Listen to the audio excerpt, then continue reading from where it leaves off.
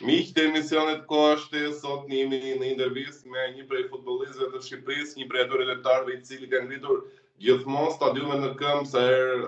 luan Shqipëria dhe sa herë ka shqiptar aty. Bëhet fjalë për Jasir Hasanin. Jasir, përshëndes. Përshëndetje valla. Jasir, Shqipëria ka luajtur këto dy takime në mars, por sigurisht një shije jo fort të mirë na ka lënë ajo ndeshje në Wembley, sepse sigurisht pritshmëritë e tifozëve janë gjithmonë më të larta dhe më të larta për këtë Shqipëri. Çfarë nuk shkoi në Wembley apo ishte edhe cilësia e kundërshtarit e cila imponoi si lojën? Me thënë drejtën, ne kena përgatitur shumë mirë ndeshjen e parë me Anglinë. Sidomos gjithë e dim që Anglia është ndër kombëtarët më të forta në botë për momentin. Ka lojtarë më të mirë në përballë edhe normal. Është kënaqësi edhe është dëshira e madhe që të lozim dhe një kombëtare siç është Anglia, edhe ne e përgatitëm ndeshjen shumë mirë, po për fat keq te rast te goli i parë që komunikimi ndoshta nuk ka qenë shumë i shpejt mes meje edhe Strafoshës, sepse sekondi aty ka qenë koha, një sekond ka qenë që kemi pranuar golin, po gjithsesi pas golit ne filluam bëjmë edhe ndeshje të mirë, filluam edhe kemi pas raste, sidomos 5 ditë, edhe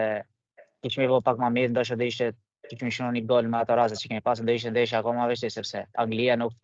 bëri asgjë përveç atyre dy golat që bëni. Ka qenë posedimi i topit Anglia që ka bërë gjithkohës, por me të drejtën e më shumë kena pas raste se Anglia. Edhe po gjithë e dim se Anglia me një rast edhe të shënon golin, edhe prandaj është kombëtarja më e fortë në botë, edhe ne jemi përballur me shumë kombëtare tjera, edhe e kemi treguar veten, edhe ne kemi një kombëtare shumë të fortë me çuna të ri që lozin në ekipa shumë të mira. Edhe po ne tani shiqi Zotit që ndeshjen e ditë me Andorrën dolëm e morëm ato 3 pikë, sepse na duan sidomos në shtëpi çdo ndeshje të marrim ato 3 pikë.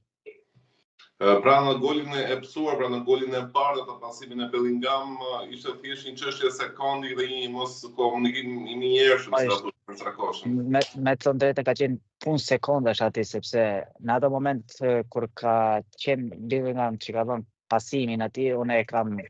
kam pa mbrojtësin që shkon mbrapa meje, edhe në ato momentin e fundit unë kur e kam pa që Strakosha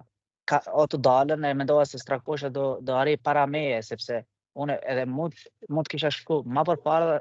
që ta heqja topin, po kur ngelëm se nuk ishte, është punë sekondash komunikimi aty, edhe është